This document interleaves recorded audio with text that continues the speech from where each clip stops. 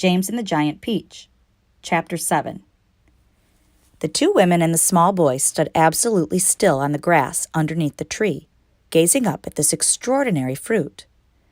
James's little face was glowing with excitement. His eyes were as big and bright as two stars. He could see the peach swelling larger and larger as clearly as if it were a balloon being blown up. In half a minute, it was the size of a melon. In another half minute, it was twice as big again. "Just look at it growing!" Aunt Spiker cried. "Will it ever stop?" Aunt Sponge shouted, waving her fat arms and starting to dance around in circles. And now it was so big, it looked like an enormous butter-colored pumpkin dangling from the top of the tree. "Get away from that tree trunk, you stupid boy!" Aunt Spiker yelled. "The slightest shake and I'm sure it'll fall off. It must weigh 20 or 30 pounds at least." The branch that the peach was growing upon was beginning to bend over further and further because of the weight. "Stand back!" Aunt Sponge shouted. "It's coming down! The branch is going to break!" But the branch didn't break. It simply bent over more and more as the peach got heavier and heavier. And still it went on growing. In another minute, this mammoth fruit was as large and round and fat as Aunt Sponge herself, and probably just as heavy. "It has to stop now," Aunt Spiker yelled. "It can't go on forever." But it didn't stop. Soon it was the size of a small car and reached halfway to the ground. Both aunts were now hopping around and around the tree, clapping their hands and shouting all sorts of silly things in their excitement. "Hallelujah!" Aunt Spiker shouted. "What a peach! What a peach!" "Terrifical!" Aunt Sponge cried out. "Magnifico! Splendifico! And what a meal! It's still growing! I know! I know!" As for James, he was so spellbound by the whole thing that he could only stand and stare and murmur quietly to himself, "Oh, isn't it beautiful? It's the most beautiful thing I've ever seen." "Shut up, you little twerp!" Aunt Spiker snapped, happening to overhear him. "It's none of your business." "That's right," Aunt Sponge declared. "It's got nothing to do with you whatsoever. Keep out of it." "Look!" Aunt Spiker shouted. "It's growing faster than ever now. It's speeding up." "I see it, Spiker. I do. I do." Bigger and bigger grew the peach. Bigger and bigger and bigger. Then at last, when it had become nearly as tall as the tree that it was growing on, as tall and wide, in fact, as a small house, the bottom part of it gently touched the ground, and there it rested. "It can't fall off now," Aunt Sponge shouted. "It's stopped growing," Aunt Spiker cried. "No, it hasn't." "Yes, it has." "It's slowing down, Spiker. It's slowing down, but it hasn't stopped yet. You watch it." There was a pause. "It has now." "I believe you're right." "Do you think it's safe to touch it?" "I don't know. We better be careful." Aunt Sponge and Aunt Spiker began walking slowly around the peach, inspecting it very cautiously from all sides. They were like a couple of hunters who had just shot an elephant and were not quite sure whether it was dead or alive. And the mass of round fruit towered over them so high that they looked like midgets from another world beside it. The skin of the peach was very beautiful, a rich, buttery yellow with patches of brilliant pink and red. Aunt Sponge advanced cautiously and touched it with the tip of one finger.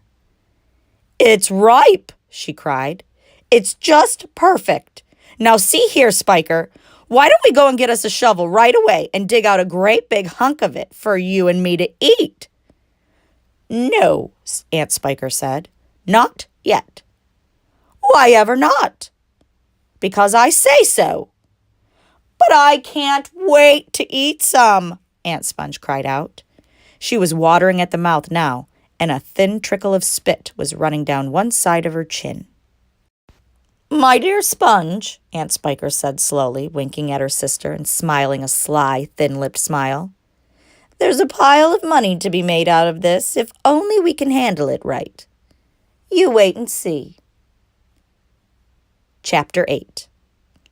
The news that a peach almost as big as a house had suddenly appeared in someone's garden spread like wildfire across the countryside, and the next day a stream of people came scrambling up the steep hill to gaze upon this marvel.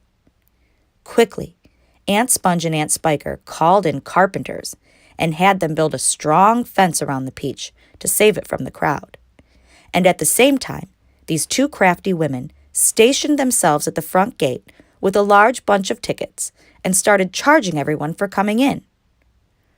Roll up, Aunt Spiker yelled. Only 1 shilling to see the giant peach. Half price for children under 6 weeks old, Aunt Sponge shouted. 1 at a time, please. Don't push. You're all going to get in. Hey, you, come back there. You haven't paid. By lunchtime, the whole place was a seething mass of men, women, and children, all pushing and shoving to get a glimpse of this miraculous fruit. Helicopters were landing like wasps all over the hill, and out of them poured swarms of newspaper reporters, cameramen, and men from television companies. It'll cost you double to bring in a camera, Aunt Spiker shouted. All right, they answered. We don't care. And the money came rolling into the pockets of the two greedy ants. But while all this excitement was going on outside, poor James was forced to stay locked in his bedroom, peeping through the bars of his window at the crowds below. The disgusting little brute will only get in everyone's way if we let him wander about, Aunt Spiker had said early that morning. Oh, please, he had begged. I haven't met any other children for years and years, and there are going to be lots of them down there for me to play with. And perhaps I could help you with the tickets. Cut it out, Aunt Sponge had snapped.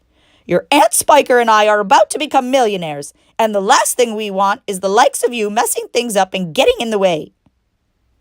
Later, when the evening of the first day came and the people had all gone home, the ants unlocked James's door and ordered him to go outside and pick up all the banana skins and orange peel and bits of paper that the crowd had left behind.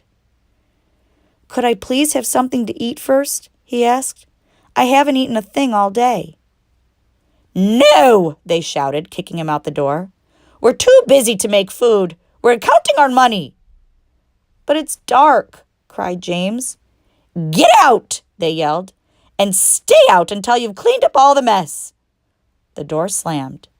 The key turned in the lock. Chapter 9. Hungry and trembling, James stood alone out in the open, wondering what to do. The night was all around him now, and high overhead a wild white moon was riding in the sky. There was not a sound, not a movement anywhere.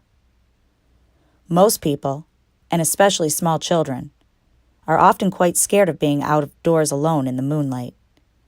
Everything is so deadly quiet, and the shadows are so long and black, and they keep turning into strange shapes that seem to move as you look at them, and the slightest little snap of a twig makes you jump. James felt exactly like that now. He stared straight ahead with large, frightened eyes, hardly daring to breathe.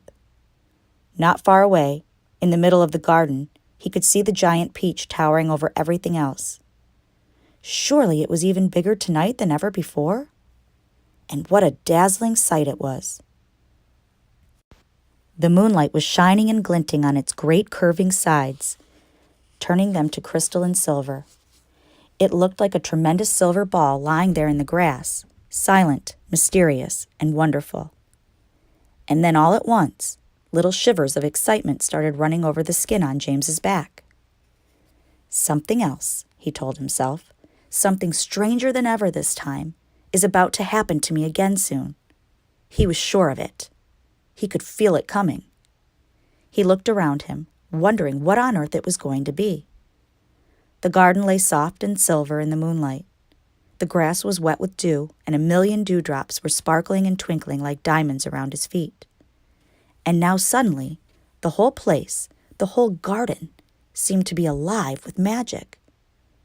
Almost without knowing what he was doing, As though drawn by some powerful magnet, James Henry Trotter started walking slowly toward the giant peach. He climbed over the fence that surrounded it and stood directly beneath it, staring up at its great bulging sides. He put out a hand and touched it gently, with the tip of one finger. It felt soft and warm and slightly furry, like the skin of a baby mouse. He moved a step closer and rubbed his cheek lightly against the soft skin.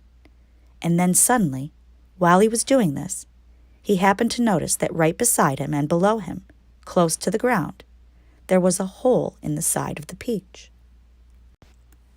Chapter 10. It was quite a large hole, the sort of thing an animal about the size of a fox might have made. James knelt down in front of it and poked his head and shoulders inside. He crawled in. He kept on crawling. This isn't just a hole, he thought excitedly. It's a tunnel.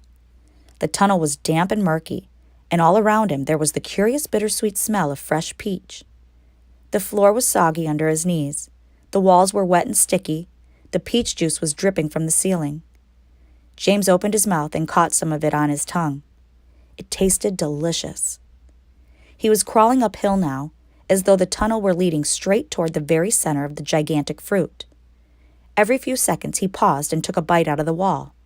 The peach flesh was sweet and juicy and marvelously refreshing. He crawled on for several more yards, and then suddenly, bang! The top of his head bumped into something extremely hard blocking his way. He glanced up. In front of him, there was a solid wall that seemed at first as though it were made of wood. He touched it with his fingers. It certainly felt like wood, except that it was very jagged and full of deep grooves. "Good heavens," he said. "I know what this is. I've come to the stone in the middle of the peach." Then he noticed that there was a small door cut into the face of the peach stone. He gave a push. It swung open. He crawled through it, and before he had time to glance up and see where he was, he heard a voice saying, "Look who's here!" And another one said, "We've been waiting for you." James stopped and stared at the speakers, his face white with horror. He started to stand up, but his knees were shaking so much he had to sit down again on the floor. He glanced behind him, thinking he could bolt back into the tunnel the way he had come, but the doorway had disappeared. There was now only a solid brown wall behind him.